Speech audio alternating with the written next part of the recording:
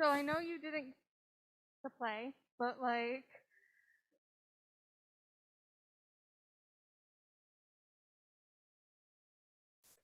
I'm with it.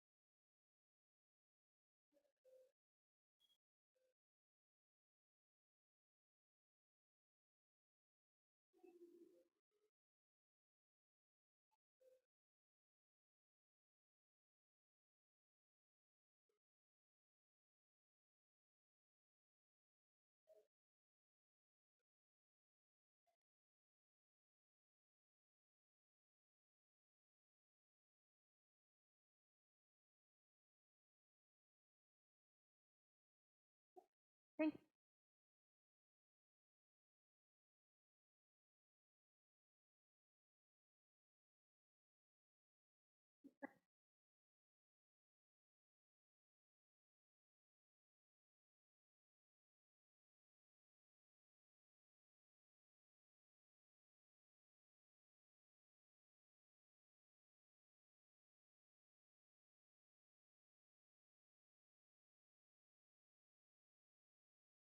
I guess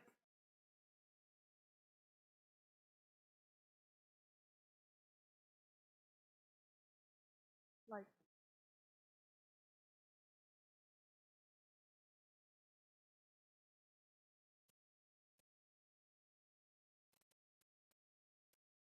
climate change. I spent part of the summer reading about the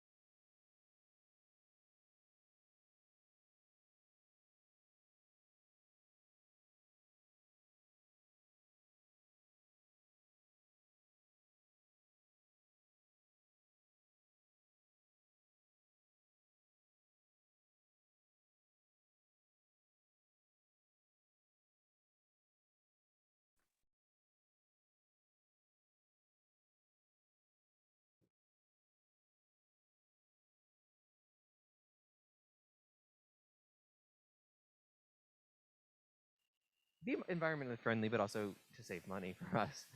So a lot of the practices that we've been doing, we're going to keep doing. Not too much is new for us. We've been getting better about like our waste paint, so that we're not pouring it down down into the sewers and disposing of it properly. One thing I'm not going to keep doing is collecting trash. That's for sure. So, because yeah, we trashed the theater this week, and now we have to clean it up at the end of the weekend. So, yeah, we haven't done too much different for us scenically.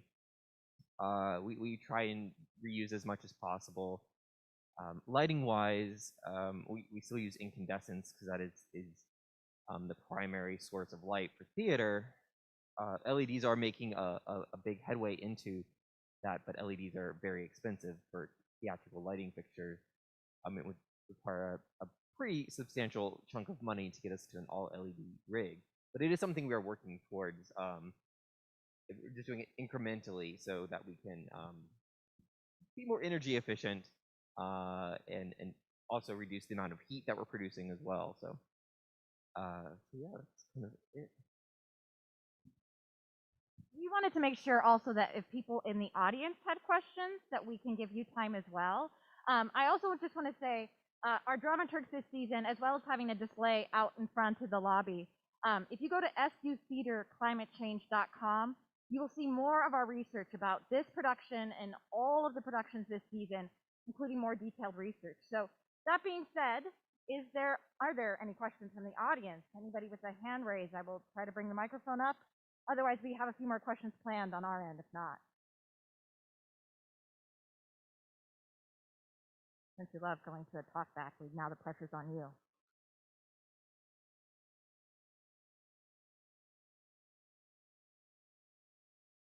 Okay.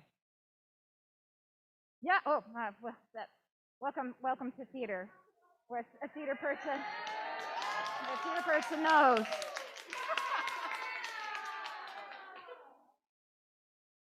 Hi, Rebecca. It's Anna Andes. We've been emailing. Hello. Hi, can you hear me?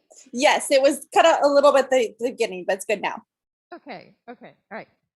I just wonder, I'm just curious about your other writings, since this is just kind of one of these. I remember when I first read the play, and I thought, oh, mercy, this is not Disney's Mermaid. Okay, this goes in a completely different direction. And then talks about the climate change and all of this. I'd be curious to hear if you would share with us some other either plays or whatever other kind of writing that you're doing. And is it also on the environment? Does it have sea creatures? So this is the only one about the garbage patch and with a mermaid, but I do like writing ensemble-based shows. I just feel like those are more fun to act in, and they're just more fun to see multiple people on stage. I feel like two-person productions have gotten very popular because they're very affordable to put on, but I just feel like having a lot of people on stage and a lot of things happening at once are really fun. The last couple productions I've had have been canceled because of COVID, so it was really cool to get to finally see like a production go up and see theater happening and see how creative you guys were with maintaining social distancing and showing some of the physicality that way. No, the last show I wrote did have zombies in it, but no, this is the only one about the garbage patch so far. Great, thank you, Rebecca. Are there zombies? Yes, zombies. Mermaids, zombies. What's the name of the play? Anna wants to know. It was called Decapitation Training, and it was about teachers going back to work when there was a zombie apocalypse and how to maintain classroom management when, you know, half the class is a zombie, you don't know who's a zombie. Very thinly veiled about my feelings on going back to teaching in a global pandemic. There was a follow-up question from Dr. Andes, because we found this play on a wonderful new play exchange, which has been phenomenal to get new playwrights' work out there, and that we're super excited at SU to be producing this type of work. The play you just mentioned, is it also on New Play Exchange? Yes, it is. That one's a little bit shorter. That one's a 10-minute show, but yeah, it's all on New Play Exchange. Yes, and I want to tell everybody in the house too, New Play Exchange, you can go there. You don't have to be a theater person, and you can see tons of new work and new budding playwrights we have posting work there all the time. So it's fantastic.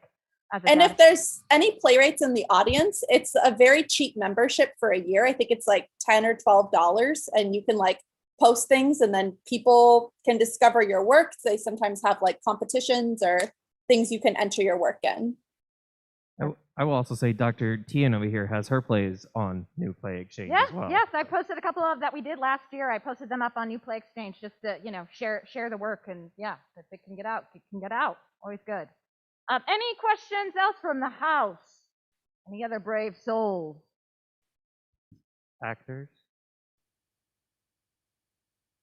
The whole cast is back there. Oh, hey.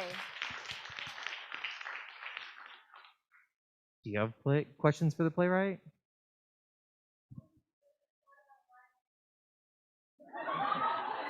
Alexis, I can run a meeting. There's a mic there, Jeannie. Oh, perfect. Okay, I didn't know if that was all there to go. What was your favorite part about writing the play? I think just kind of like making different choices along the way. Like there was one draft where Will does get eaten by the mermaid. There was one draft where like Marnie does kill Dr. Peterson. And I think just like having friends and family kind of read different versions and be like, this one's a little too dark. It's not as comedic. And just kind of playing with different versions of what could happen with these characters. Thank you. That was it, Rebecca. It's Caleb. It's really interesting that you mentioned that, because Courtney and I had a lot of conversations about the morality of it, like, because that's why the play, our set, is black and white and gray, and those lines that are crossed. So it's interesting that you, at different points in the process, you had different people getting eaten and different lines being crossed. That's really interesting.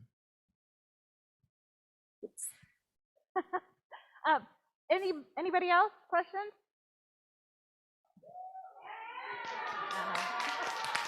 Someone was a good student in class.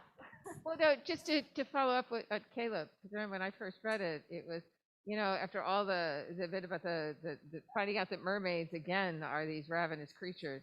What was that idea of with the doctor, with Seth? Where are you, Seth? Yes. All right, but finding out, that these scientists who study the ocean are actually presumptuous about who should rule the oceans. I was fascinated by that. Just to follow up on it. Yeah, we were. In my reading of it, I mean, there's a lot that's really fun about the play, and there's of course a lot that's really interesting about it, and certainly just thinking about like on the surface the subject matter and the theme of it, just environmentally conscious in general. But for me, what really hooked me into the play was exactly what you were just talking about, Rebecca, and what Caleb was mentioning, that this was a play where there are 5 characters, and it's hard to say who exactly is villain and who is saint.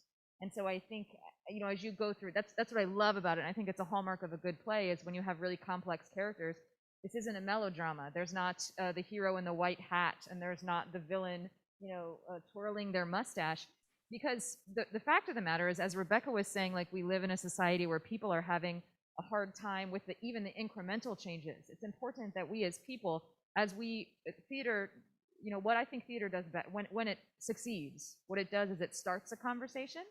And for me, the beginning of a conversation about something as massive as climate change, it is a massive problem that we have to solve, it's not small, is to start to understand that we all are currently a part of the problem. No one person is the villain, and we all need to become a part of the solution. So this play was 5 characters grappling with what they feel like is right and wrong. They were literally just negotiating it the entire play. And even Dr. Peterson, who obviously is hypocritical and arguably deserves to be eaten, even him, there are points, there is nuance that is being brought up that at the very least can contribute to sort of a productive conversation about how we need to move forward. And sorry, just one more thing. We talked a lot about, and this is where research came in, and Anna did a lot of this for us, and we talked with the cast too about different schools of morality. You know, the notion of things, and the characters literally bring it out, making a decision or an action, something that is for the greater good, so that the ends justify the means. And then, of course, there's another school of morality where they don't. Anything, if you do anything that is wrong, it doesn't matter, you know, what the ends are. And it's it's something that we all need to grapple with as we try to solve the problem. So I think the play brings up those questions really nicely. Thank you.